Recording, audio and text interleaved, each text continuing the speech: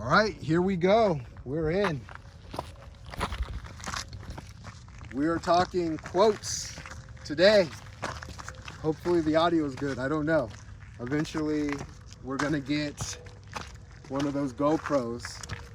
So if you want to sponsor the channel, GoPro happens to be watching, we need your help. So we're going back to the quotes, to the statements, to the getting it together, and we're gonna hike while we're doing it. So let's enjoy it. So the first one is from Annie, and she says, all problems are stepping stones to get to the next level. Which is ironic because we are stepping on some stones and we're looking to get to the top. And so what I will say, yeah, life has a lot of stepping stones and you got to be careful where you're stepping. You got to keep moving forward. You got to keep climbing that mountain. And eventually when you get to the top of the mountain, you're going to come back down. But that doesn't mean you're not going to climb another mountain again and enjoy the process all over. What do you think about that, Drew? I think it's pretty good. Nice. Let's see what the second one says. Another one from Annie. What doesn't kill us makes us stronger. By Friedrich Nietzsche. Friedrich was a very, very eclectic individual. And I loved how he saw the world. I absolutely loved how he saw the world. And I will say, what doesn't kill us makes us stronger. Yes, to an extent. I've always been one about balancing it out. And I will say, test yourself professionally, test yourself primally. Go all in, go all out, see how far you can go. But to always do it intelligently too. Because if you test yourself with something that you're not ready for, it'll just kill you. It won't make you any stronger. If I had a person who wasn't ready to do this mountain, I wouldn't keep pushing them to the end and tell them what doesn't kill you makes you stronger. I would see how far they could go. See if they could go, and I know they can go a little bit further. I know people's brains will get in their way and it'll slow them down and it'll stop them. So I'll have them go a little bit further to shut that brain up. But then after that, I know when to call it quits too. I've worked with enough people physically to know where their limits are. But again, that's speaking at a professional level, someone who's worked with a lot of people. When I first started, it was always less is more though. Better safe than sorry. But I get what Frederick's saying. I agree with him to an extent, and I appreciate the quote. What do we have? Russell says, life can only be understood backwards, but it must be lived forward. I don't know how to pronounce this person's name. Soren Kierkegaard? Kierkegaard? Not sure. Okay, I tried. I don't know. I'm giving you credit, Soren. I know I'm pretty sure I'm pronouncing your first name right. I could be messing that up too. But yeah, that's 100% true. I mean, when you see people and you see them where they're at, you can always trace back and look at the things that dynamically happened in their life to say, oh, well, it was because of this and it was because of that. But you can only live forward. That's why I talk about the greatness within. I'm also bringing up, get to your peak state, get to your flow state, get to that place you feel empowered to move forward on your journey. Because when you move forward, you grow, you transform. And so in that process, ultimately, when you go forward the best that you can. Go forward the best that you can and go forward with the right type of people. Get the right people in your bus and get those people in the right seats. So I think that's a great leadership quote. See where you want to go, see how you want to get there, plan out as best as you can, and then start moving forward. That's a good one. Let's see. Practical inspiration. Oh! Excuse me. Einstein. This is going to be a fun one. So let me stop to read this one because it's a little long. I don't want to fall off the cliff. And it says, imagination is more important than knowledge, for knowledge is limited, whereas imagination embraces the entire world, stimulating progress, giving birth to evolution. Amen. Now, I'm personally biased to Einstein. That guy, I mean, even when I do call him a genius, everybody knows he's a genius anyway, but he was a genius. And he knew things other people just didn't know. Knowledge will only get you so far. I'll give a perfect example. As a professional fighter, I will take someone who reads books all day long and brings their knowledge level up in fighting over someone who's creatively being imaginative, taking action, moving forward. Because imagination to me is more than just a thought of creativity, but it's action in thought. And so when I think of Einstein, he spoke in such a way that imagination probably meant something very layered and deep in his realm of reality, where it's not just sitting there and thinking creatively, but it's basically going outside of the box. Imagination, you're not even in the realm of other people's thinking anymore. You're just creating and challenging, seeing how far you can stretch. That was a good one. Yeah, that was a good one. Yeah. You know how to pronounce that one too. Yep. Hopefully. Now we got Dennis. My boy Dennis. By the way, the people who have YouTube channels, I'm gonna have your YouTube channels down because I appreciate you all for joining me in this journey and doing this little experiment with me.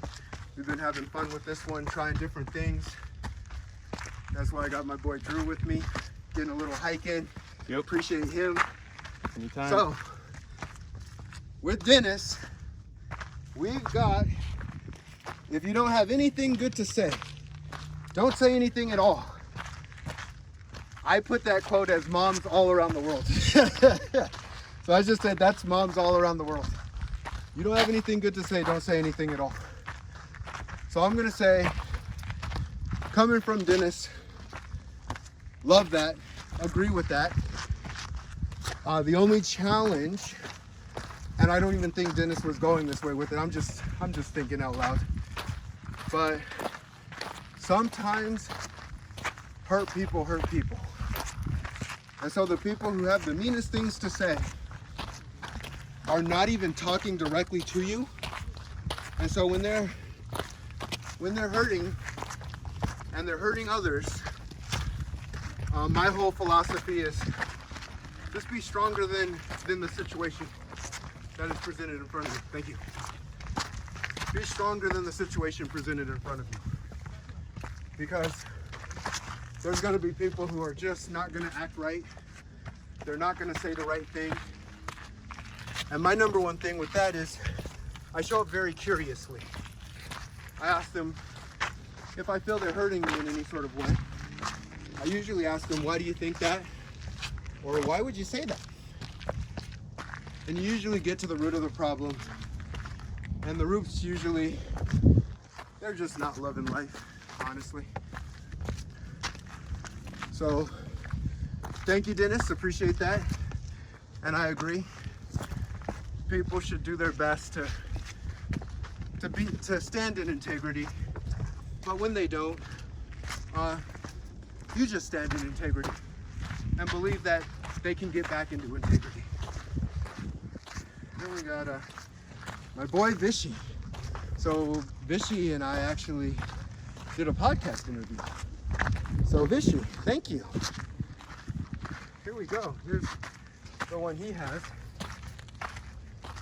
People don't buy what you do, they buy why you do it. Simon Sinek. Love that one.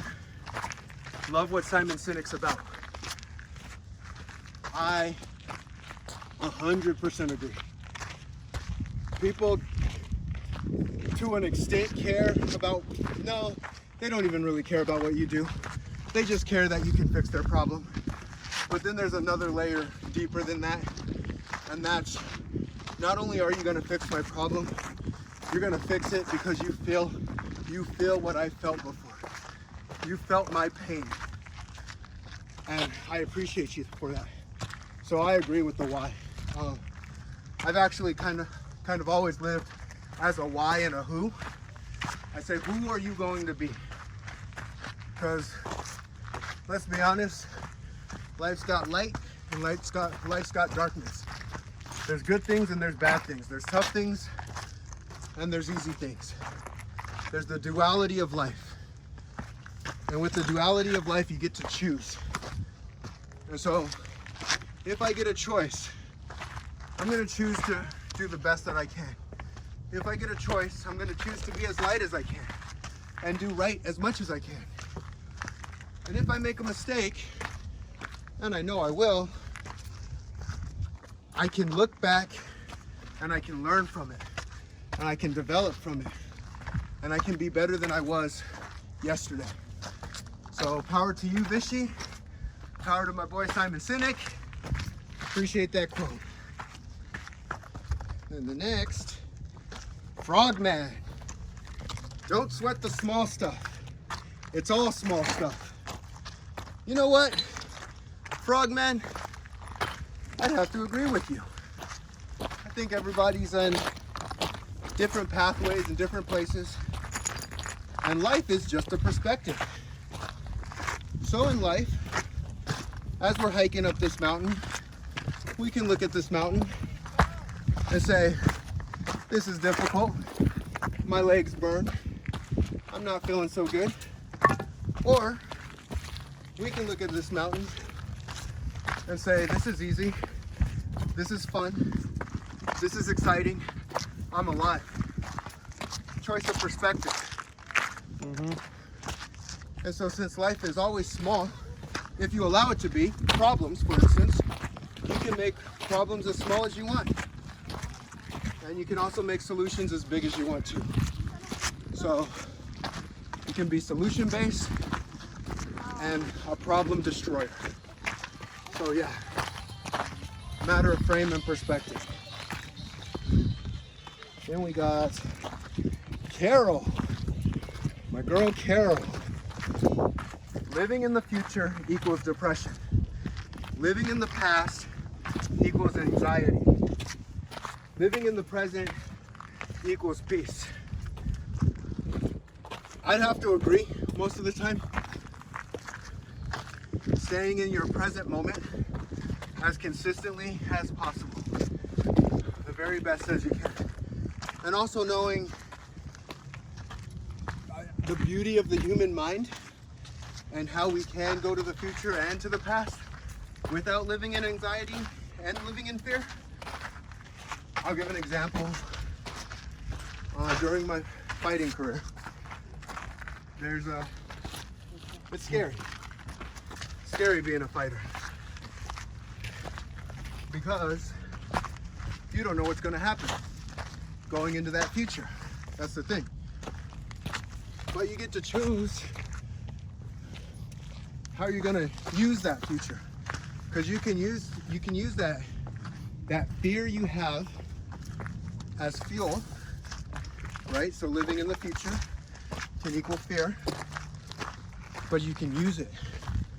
So fear is not necessarily bad, just as peace is not necessarily bad, just as anxiety is not necessarily bad. It's just the way you view it. You can also have a future you see with tons of possibility and a future other people just don't see. And that can be empowering. You can live in a past and be anxious about past events, past traumas. You can also live in a very beautiful past where you remember the ice cream man coming down, and you would ask your mom or dad for a quarter or 50 cents, and they'd give it to you, and you go get your ice cream. So I would say it depends. And I've actually gotten to talk with Carol specifically. And so I know what she's saying about that, and I agree with what she's saying. Is if you're speaking in generalization, for sure, the future can absolutely equal fear. The past can absolutely equal anxiety, and the present absolutely equals peace. And so when we practice present, it gives us our power. So thank you, Carol. Appreciate you as always. Appreciate you always showing up. And now we got Sarah. I imagine death so much, it feels more like a memory. Lynn, Manuel, Miranda. That, I would say, is powerful if you see it. Some people might see it as very morbid. Kind of depends. I'd actually like your input on that one, Drew. So I'll say my piece real quick.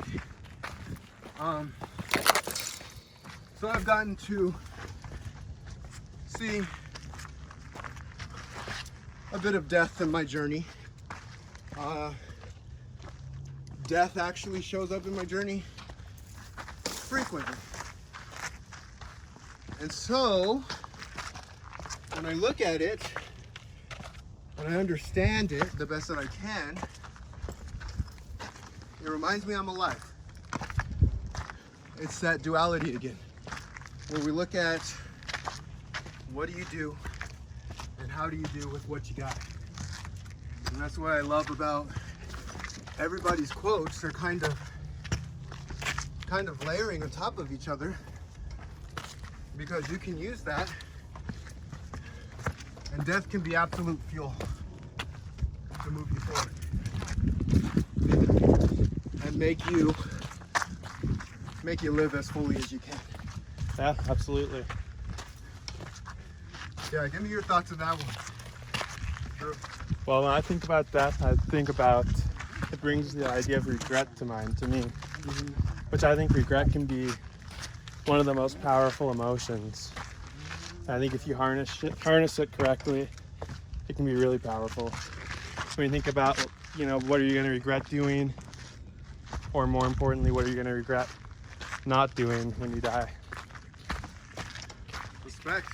So that, I think, is for me the most powerful thing I can take away from the times I've experienced death as a part of my journey. Yeah. I love the answer. So the second one from Sarah again is, I hate how in the eyes of the school system, the teacher never fails. It's always the student. Now that's going to be a fun one, because I will say yes and no. I've looked at life as perspectives, and oftentimes we can see our perspective. Actually, how's it going? Hey. How's it going? We're actually very good at looking at our perspective because it's the easiest perspective to see. Teachers can lose their jobs. Teachers can have hard lives. Students can have difficult lives. Students can be in the most horrific positions. People can have difficult times. People can have unbelievably unfair times too.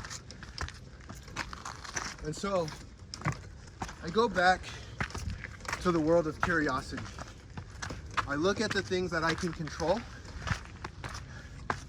and if there's something that I want to change somewhere, I find a way to change it. That's to say, there can be bad students out there and bad teachers out there. both doing terrible things. And so it comes down to understanding yourself, controlling what you can, and making it work in the way that you can. So Emma, the girl Emma, Miss Emma, how do you let go of the past and start a new beginning? Ah, yes. Oh, yeah.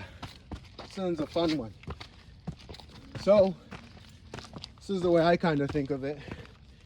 We get really comfortable of holding on to things. And if you're holding on to, for instance, a ball of paper, and you're squeezing that paper as tightly as you can because you just really like the paper. I don't know what the paper could be. Maybe it's a job you got. Maybe it's a significant other you're with. Couldn't know. But sometimes we hold that paper so tight that it no longer serves us. And when it no longer serves us, letting go is very, very difficult. And your fingers might feel numb. You almost feel better holding on to it all together instead of letting it go so you can adjust again. And so I'll go back to Simon Sinek and find your why. Why let it go? If you can answer it correctly and deeply enough to where it makes sense to let it go and move into something else, that's the way to put it together. So rarely can you just do it physically, where it's just do it, make it happen. But you can start with it mentally. You can start with a thought. You can ask yourself the question, how is this serving me? And how is it not? And check off the pros and the cons. And look at it. Look directly at it. And then ask yourself, are you willing to hold on to something that's no longer serving you if there's a heck of a lot more cons than there are pros? Now, life's never, ever that easy, but it was never meant to be.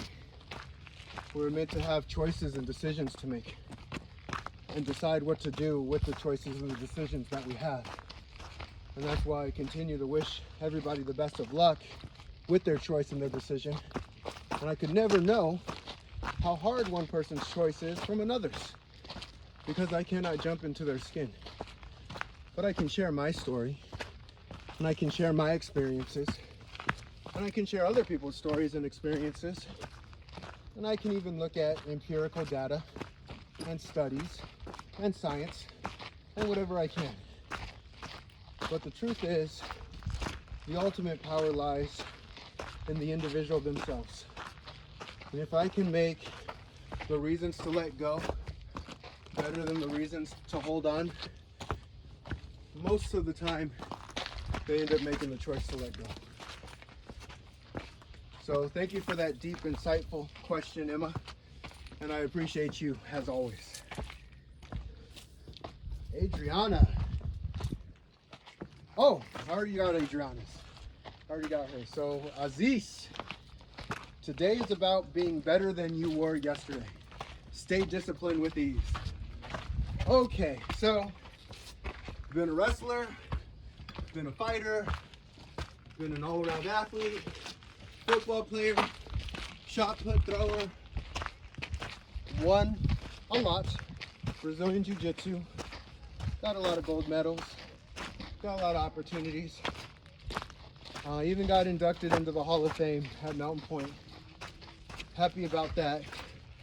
Took third in the Pac-10. Discipline, discipline, discipline, discipline. Will yourself. The thing with discipline,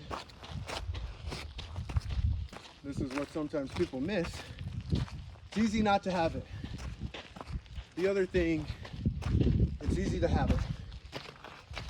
Life is a journey. You have abilities, and you are consistently working some sort of muscle, whether that be a discipline muscle, whether that be a physical muscle, whether that be a mental muscle, whether that even be a feeling muscle. And so speaking on discipline, it's the only thing that I know because I've practiced it so long. It's all I know. I hike, I run, I exercise, I read consistently, I eat healthy, I stay on top of my game because I've done it for so long. It was not overnight. Just as getting overweight is not overnight, just as being overly angry and short with people is usually not an overnight thing. That's from consistent conditioning. Just as being in horrible shape or having mental fatigue happens with times and times of non-use of your mental capacities. And so, I will say, hell yeah to discipline. Amen. Well said. And that's what we're about. We're going to discipline each other together.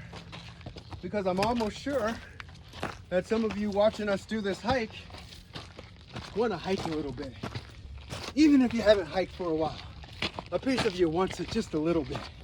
And some of you may be even craving it. Maybe even stopping the video and saying, you know what, I'm going to go for a hike right now. That looks like fun. And so, not only do we become what we practice, but other people become the things that we practice. Ripple effect. We're all in this together, baby.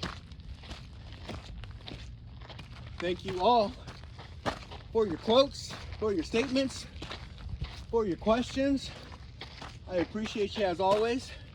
You're all superstars and we keep moving forward. We get to our peak state and we keep doing great things. And we got there. Show the sign. Show the sign. Oh, fun times as always. As always. That's a nice view.